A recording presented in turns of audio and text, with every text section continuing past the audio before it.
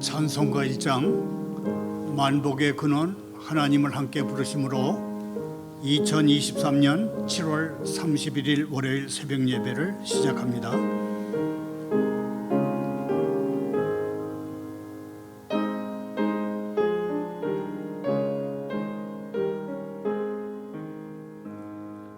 만복의 근원 하나님 온 백성 찬송 드리고 저 천사여 찬송하세 찬송 성도 성자 성령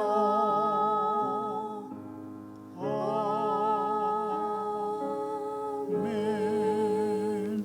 계속해서 288장 예수를 나의 구주 삼고 함께 부르십니다.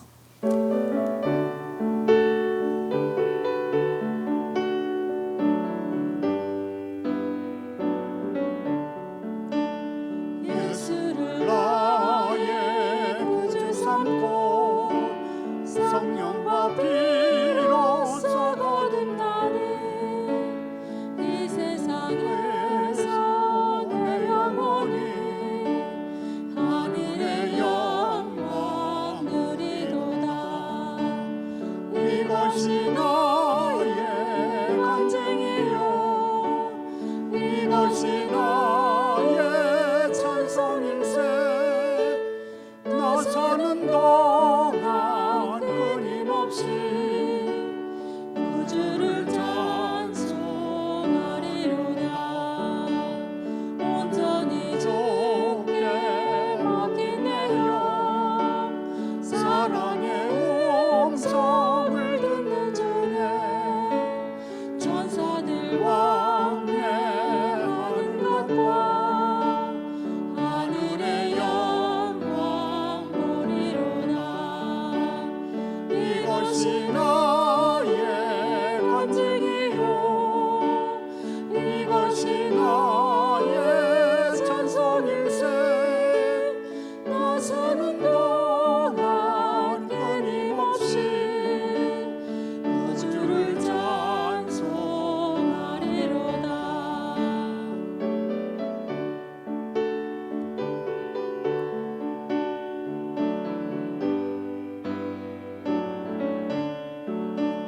주 안에 기쁨 누림으로 마음의 풍랑이 잠잠하니 세상과 나는 간보답고 구속한 주만 보이도다. 이것이 나의 간증이요 이것이 나의 찬송일세. 나 사는 동안 끊임없이 구주를 찬송하리로다.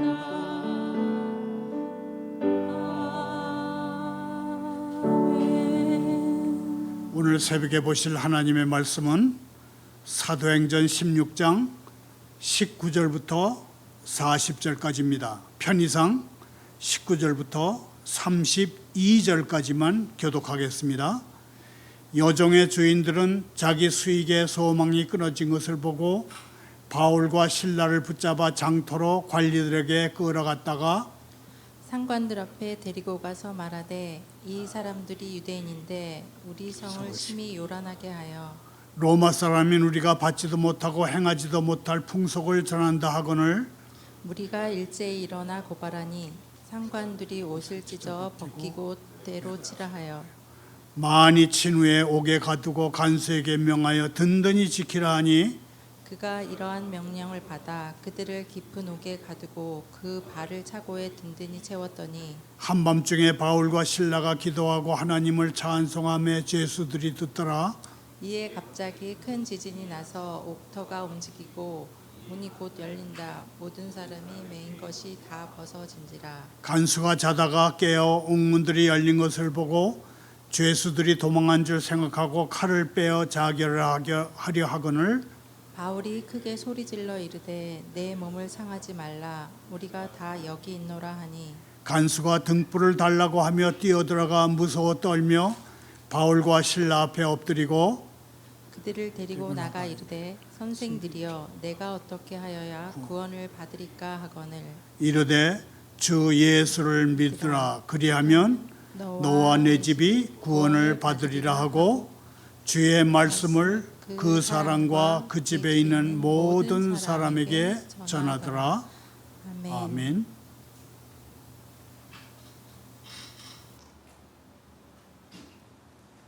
하나님 아버지, 제가 주님을 떠나 어디로 가겠나이까? 주님이 가까이 계시길 바라는 외로운 시간에는 아주 멀리 계신 것처럼 느껴지고 제 죄 때문에 멀리 떨어져 계시길 바랄 때에는 바로 앞에 계신 듯한 느낌을 떨칠 수 없나이다. 이러한 제 감정은 주님이 계시고 안 계시고와는 아무 관련이 없다는 것을 잘 알고 있습니다. 저를 저주하시기 위해서가 아니라 제게 벌 주시기 위해서가 아니라 저를 위로하시기 위해 함께 하심을 감사드립니다. 예수님의 이름으로 기도하옵나이다. 아멘. 오늘의 설교 부제목은 인생의 한밤중을 지날 때입니다. 이 부제는 초대교회의 선교사들 이후로도 수많은 그리스도인들이 인생의 한밤중을 지나며 고통당하고 고단한 삶을 살아갈 때 특별히 기도와 찬송으로 시련과 고통을 겪어냈다, 그런 뜻이 포함되어 있습니다. 오늘의 성경 본문에 기록되어 있는 것처럼 바울과 신라 두 선교사가 감옥에서 한밤중에 기도하고 하나님을 찬송하며 큰 지진이 일어나서 옥토가 움직이고 옥문이 다 열렸습니다. 설교 중에는 지난 100년 한국 교회 역사를 72개 교회 그림으로 그려낸 어느 전시회를 소개합니다. 서울 종로구 세문안교회 아트 갤러리에 전시된 이근복 목사라는 분이 그린 붓펜 담채화 작품 중에는 서울 연동교회와 광주 양림교회 그림이 맨 앞에 전시되어 있습니다. 먼저 오늘의 성경 본문을 살펴봅니다. 복음은 언제나 두 얼굴을 지닙니다. 하나님이 구원하시고자 하는 이들에게 복음은 말 그대로 복된 소식, 굿 뉴스입니다. 그러나 하나님의 심판을 받아 멸망할 사람들에게 복음은 폭력을 써서라도 막아보고 싶은 악한 소식, bad news입니다. 오늘의 성경 이야기는 빌립보에 있었던 일들을 되돌아보는 것으로 시작합니다. 다시 안식일입니다. 바울과 동료 선교사들은 루디아라고 하는 그 지역의 유력한 여성 경제인을 만난 곳, 곧 기도하는 곳이라 불리는 가니 회당을 찾아갔습니다. 거기는 바울 사도 일행이 자주 찾아가서 전도하고 또 예수 그리스도를 받아들인 이들을 가르친 곳인데, 그곳으로 가던 길에 점치는 귀신 들린 여자를 만났습니다. 이 점치는 귀신 들린 여종은 선교사들이 가는 곳마다 따라다니며 이렇게 외쳤습니다. 이 사람들은 여러분에게 구원의 길을 전하는 가장 높으신 하나님의 종들이에요. 이 외침은 그녀의 것이 아니라 그녀 안에 있는 귀신의 것입니다. 이 여종은 그냥 이용당하고 있을 뿐입니다. 바울은 할 수 있으면 사람들의 관심을 끌지 않고 조용히 선교를 해서 교회를 세우고 성도들을 가르친 후에 그 빌립보 교회를 붉은 옷감을 파는 재력가 루디아 부인에게 맡기고 떠나고 싶었습니다. 특히 빌립보처럼 반유대주의가 강한 곳에서는 사람들의 관심을 끌면 끌수록 거기에 머무는 시간은 짧아질 수밖에 없습니다. 그 여종이 여러 날 성가시게 따라다니므로 바울은 그 여종을 붙들고 있는 귀신에게 예수 그리스도의 이름으로 내가 너에게 명령한다. 그 여자에게서 당장 나오너라고 외쳤습니다. 그러자 귀신이 즉시 그 여자에게서 나왔습니다. 예수 그리스도의 이름으로 명령하니 귀신이 그 여자에게서 당장 나왔습니다. 하나님의 일을 방해할 어떤 사람이나 어떤 권위는 없습니다. 우리를 괴롭히는 사람들이 있으면 하나님께 그들을 다스리고 처벌해 달라고 기도하면 됩니다. 여종은 안에 있던 귀신이 나가니 좋았지만 그녀를 종으로 부리는 주인들은 달랐습니다. 주인들은 그 여종이, 귀신 들린 여종이 더 이상 점을 칠 수 없게 된 것에 화를 냈습니다. 수입이 줄었기 때문입니다. 주인들은 여종에게서 귀신을 쫓아낸 바울과 실라를 붙잡아서 장터에 있는 관리들에게 끌고 갔고 관리들은 두 사람을 그들의 상관들 앞으로 데리고 갔습니다.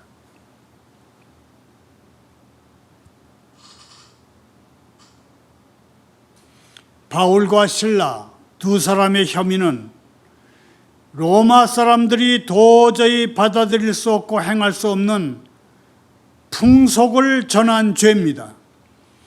풍속을 전한다는 것은 당국이 허가하지 않은 종교를 전한다는 그런 뜻입니다. 사도행전에서 바울 사도가 정식으로 고발당한 것은 이번이 처음입니다.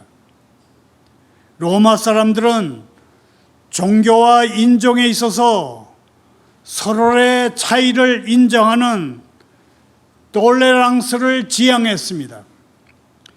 프랑스 말 톨레랑스를 번역하면 관용 또는 포용이 됩니다. 로마 사람들이 허가하지 않거나 받아들이지 못할 풍속, 곧 관용을 전하는 것은 그 사회에 심각한 문제가 됐습니다. 로마 사람들이 보기에 기독교도 그들이 그렇게 싫어하는 유대교와 그렇게 다르지 않았습니다. 마침내 여종의 주인들이 매수한 무리가 일제히 일어나서 바울과 실라 두 선교사를 고발했습니다. 군중 심리를 최대한 효과적으로 사용해서 상관들의 결정에 영향을 미치게 한 것입니다. 군중 심리를 등에 업은 상관들은 부하들에게 바울과 실라 두 선교사의 옷을 찢어 젖히고 매로 치라고 했습니다. 주인들이 바울과 실라를 장터로 끌고 간 일, 옷을 찢어 벗긴 일, 매로 친 일, 감옥에 가둔 일은 모두 이방인들에게는 할 수 있어도 로마 시민에게는 해서는 안 되는 일이었습니다. 특히 어떤 형편에서도 로마 시민에게 채찍질은 하면 안 됐습니다. 상관들은 바울과 신라를 매로 많이 친 다음에 옥에 가두고 든든히 지키라고 명령했습니다. 상관들의 명령을 받은 간수는 그들을 깊은 옥에 가두고 발에 착고라는 나무 족쇄를 든든하게 채웠습니다. 바울과 신라는 감옥 가운데에서도 가장 깊은 감옥에 갇혔습니다. 두 분의 몸은 채찍에 찢겼고 상처에 흐르던 피는 말라붙었습니다. 온몸이 아프고 욱신거리며 열도 납니다. 꼼짝 못하도록 나무 착고에 매어든 다리는 감각을 잃었습니다. 무엇보다도 두 분은 맞을 만한 죄를 짓지 않았는데 억울하게 맞았습니다. 그러므로 두 분이 하나님께 불평하며 한숨을 내뱉어도 나무랄 사람은 아무도 없을 것입니다. 그런데 두 분은 불평과 한숨 대신에 기도하고 찬송합니다. 그 어처구니 없는 상황에서 왜 기도와 찬송입니까? 기도와 찬송은 어려운 일을 당한 사람들의 가장 확실한 믿음의 표현이자 간증이기 때문입니다. 자막을 따라 함께 읽으면서 정리합니다. 기도와 찬송은 어려운 일을 당한 사람들의 가장 확실한 믿음의 표현이자 간증이다. 세상 사람들은 아무리 해도 이해할 수 없었겠지만 매를 맞고 갇혀있는 두 선교사에게는 그 누구도 앗아갈 수 없는 기쁨과 감사가 있었습니다. 그렇기 때문에 두 분은 기도하며 찬양했습니다. 바울과 신라 두 선교사 이후로도 수많은 그리스도인이 인생의 한밤중을 지나며 고통당하고 고단한 삶을 살아갈 때 그분들처럼 한밤중에 찬송을 불렀습니다. 하나님은 기도와 찬송을 통해서 우리에게 임하시는 만큼 기도와 찬송이 고난과 시련을 이겨내는 가장 좋은 방법이기 때문입니다. 같은 감옥에서 두 분의 기도와 찬송을 들은 죄수들은 어떤 생각을 했을까요? 두 분 선교사들이 계속해서 기도와 찬송을 드릴 때 갑자기 큰 지진이 일어나서 옥토가 흔들리고 감옥문이 다 열리며 갇혀있는 모든 사람들의 매인 것이 다 풀어졌습니다. 지진은 마게도냐 지역에서 자주 일어나는 현상입니다. 그러므로 지진은 그 자체로 기적이 아닙니다. 지진이 일어난 때, 시간, 그 타이밍이 기적입니다. 바울과 신라 두 사도가 감옥에 갇혀 있을 때 지진이 일어났습니다. 하나님이 행하신 기적입니다. 하나님은 베드로 사도를 두 번이나 예루살렘에 있는 감옥에서 탈출시키셨습니다. 베드로 사도가 예루살렘 감옥에 갇혔을 때는 천사들을 통해서 하나님이 일하셨는데 바울과 신라 두 선교사가 갇힌 이방 땅에서는 하나님이 지진을 사용하셨습니다. 하나님의 일하심에는 방식과 장소에 아무런 제한을 받으시지 않습니다. 간수가 자고 있는데 지진이 일어났습니다. 그래서 깨어났습니다. 옥문이 열린 것을 간수는 봤습니다. 필시 죄수들이 다 도망했을 줄로 생각했습니다. 그리고 칼을 뺐습니다. 자결하는 편이 낫겠다고 생각한 것입니다. 일이 돌아가는 형편을 살피던 바울 사도가 자결하지 마시오라고 크게 소리쳤습니다. 우리가 여기 다 있으니 칼을 놓으시오 그랬습니다. 그러면 그 감옥에 있던 사람들은 왜 감옥문이 열리고 모든 결박이 다 풀어졌는데 달아나지 않았을까요? 아마도 혹독한 고통으로 신음해야 할 사람들이 부르는 찬송을 들은 죄수들은 이 기적이 바울과 실라 두 사도를 위한 기적이기에 함부로 움직여서는 안 된다는 위압감을 느꼈던 것으로 보입니다. 게다가 바울과 실라 두 사도가 움직이지 않는 상황에서 자신들만 탈출하는 것은 위험한 일이라고 생각했을 수도 있습니다. 바울 사도는 자결하려는 간수를 향해 칼을 내려놓으시라 그렇게 외쳤습니다. 바울 사도의 외침을 들은 간수는 등불을 달라고 하며 뛰어들어가서 두려워 떨며 바울과 실라 두 사도 앞에 엎드렸습니다. 간수가 등불을 달라고 한 것은 그의 주변에 많은 사람들이 있었음을 암시합니다. 등불을 받아들고 살펴보니 한 사람도 도망하지 않고 모두 제자리에 있었습니다. 간수는 매우 특별한 일이 일어났다는 것과 이 일은 바울과 실라 두 사도 때문에 일어난 것임을 직감했습니다. 그는 두 사도 앞에 엎드렸습니다. 두 사도를 신과 연관된 사람들로 생각한 것입니다. 간수는 두 사도에게 어떻게 하면 자기가 구원받을 수 있는지 물었습니다. 간수는 바울과 실라 두 사도를 선생님 그렇게 불렀습니다. 원래는 죄수로 갇힌 바울과 실라가 간수인 그를 선생님이라고 불러야 마땅한 것이었습니다. 지진은 이렇게 양쪽의 지위를 뒤바꿔 버렸습니다.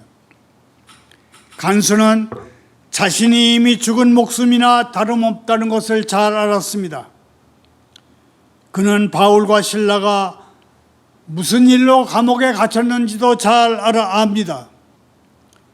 간수는 빌립보 도시를 온통 시끄럽게 한 여종의 외침도 기억했을 것입니다. 이 사람들은 지극히 높으신 하나님의 종들인데 여러분에게 구원의 길을 전하고 있습니다. 그 여종이 한 얘기입니다. 이제 그는 자신에게 새로운 삶을 허락하신 분을 영접하고자 합니다. 간수는 세상 사람이고 보통 사람입니다. 사람들은 처음 복음을 들을 때는 별로 관심을 가지지 않습니다. 그러다가 자신에게 큰 위기가 닥치면 비로소 예전에 들었던 복음을 생각하고 삼가서 구원 얻기를 소원합니다. 그러니 일단 씨앗처럼 뿌려놔야 하는 것입니다.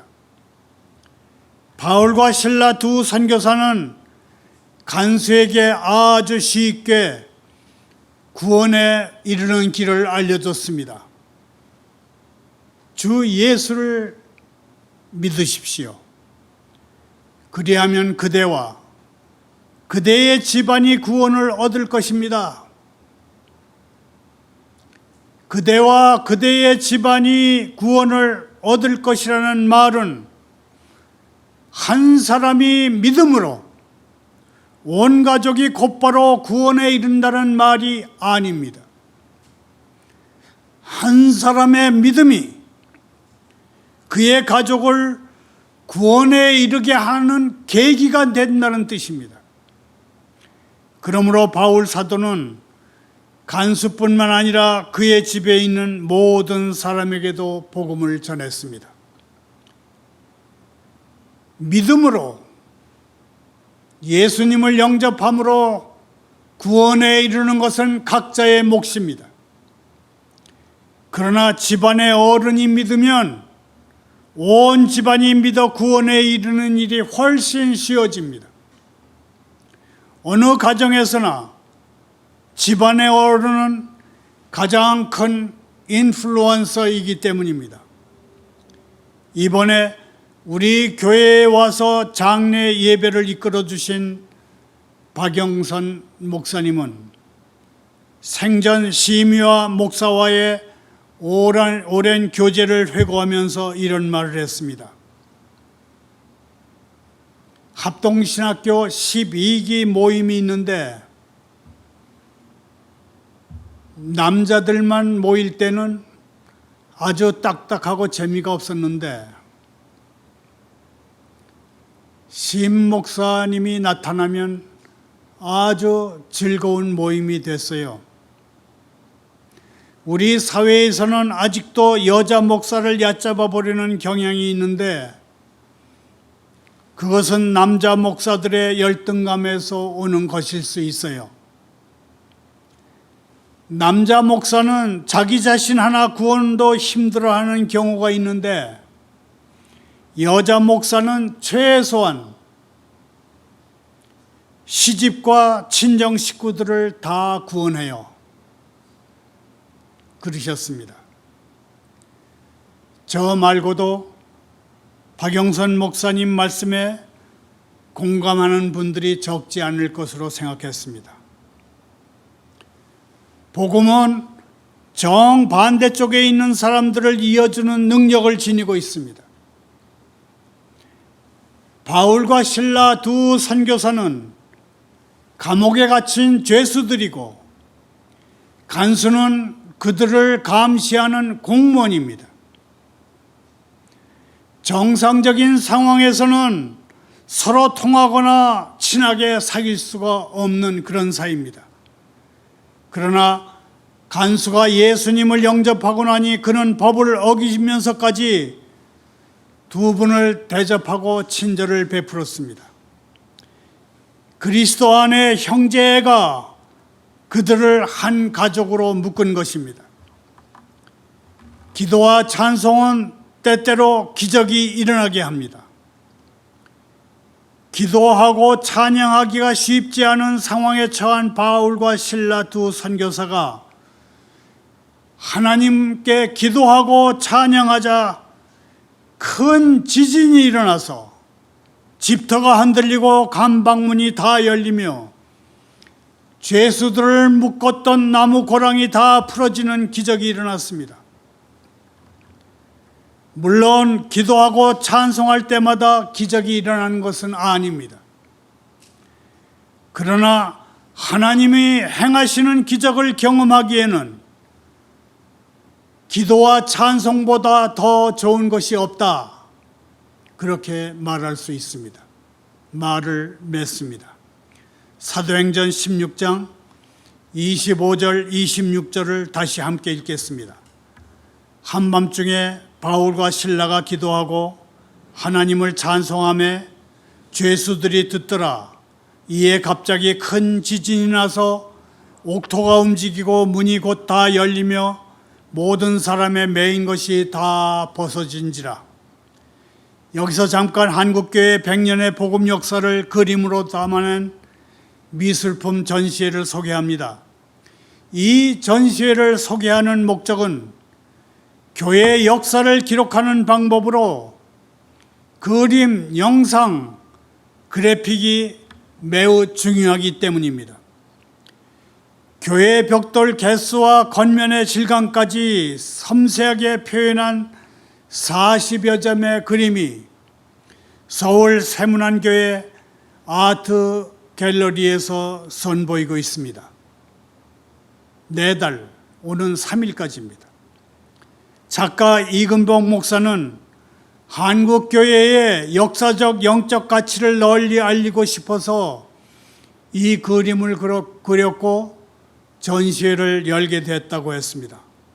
화가는 지난 2017년 종교개혁 500주년을 맞아서 100년 넘는 역사를 가진 주요 한국교회를 그리기 시작했다며 지난 4년 동안 모두 72곳 교회를 그림으로 표현했다고 설명했습니다.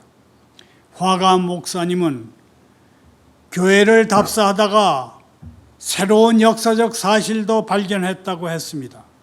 예를 들면 아더 로즈 의사 부부가 의료 선교를 한 곳으로만 알려진 대한성공회 진천 성당에 가서 과거 의병 운동을 하던 이들을 위해서 마당에 가마솥을 5개나 걸고 밥을 지어 먹였다는 사실도 새롭게 알게 됐다고 했습니다.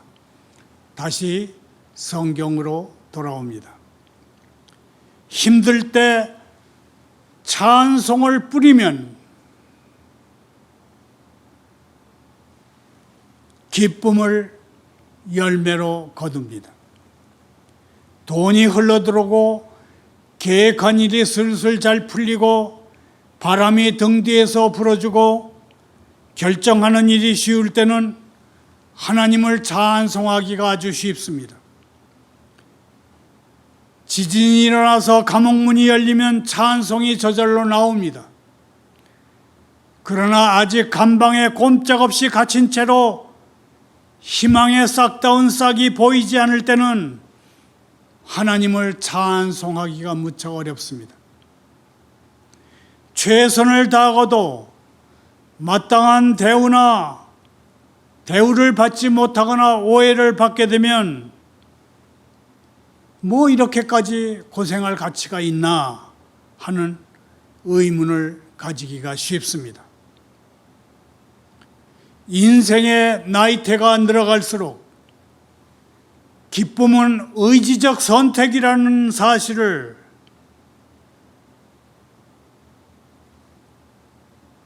저는 확신합니다. 나아가서 하나님은 그분의 종들이 느끼는 기쁨을 통해서 이루십니다. 하나님이 선을 이루시는데 우리의 긍정적인 사고가 꼭 필요해서가 아닙니다. 환경이 아니라 하나님에게서 만족을 얻도록 우리의 용기를 북돋으시기 위해서 하나님께서는 우리의 기쁨을 통해 하나님의 계획을 이루십니다. 결론을 말하면 하나님은 영원하시지만 환경은 변하기가 쉽습니다. 하나님을 찬송하면 미래에만이 아니라 현재 자신이 처한 자리에서도 기쁨의 열매를 거둘 수가 있습니다. 19세기 초에 러시아의 국민 시인 푸시킨은 삶이 그대를 속일지라도 슬퍼하거나 노하지 말라고 노래했습니다. 바울과 실라 두 사도는 감옥에서 더 큰 성령의 역사를 체험했고 더 많은 영혼이 주께로 돌아오는 은혜를 경험했습니다. 가둘 수 없는 복음, 환경을 뛰어넘는 복음의 능력을 의지함으로 형편이 어떻든지 간에 담대하게 복음의 씨앗을 뿌리며 또 전하며 사는 복된 하루, 새로운 한 주간이 되기를 소원합니다. 감사합니다. 기도합니다. 여호와여, 주님은 가난하고 고통당하는 사람들을 도우시고 그들의 권리를 지켜주시는 분임을 제가 알고 있나이다. 주님의 능력이 나타날 때마다 기뻐하며 맞이하옵니다. 정의와 평화, 의와 사랑이라는 옛 명령을 제 삶에서 되찾게 도와주옵소서. 죄의 권세에서 저를 자유케 하시며 구원의 권세를 제 안에 베푸시옵소서. 2023년 여름 수양회로 모인 모든 성도의 영적 육체적 건강을 지켜주옵소서. 보이는 자리에서 또 보이지 않는 곳에서 이 중요한 하나님의 모임을 섬기는 모든 이들의 헌신과 기도를 들으시고 하나님이 내리시는 복과 낙으로 갚아 주옵소서. 예수님의 이름으로 기도하옵나이다.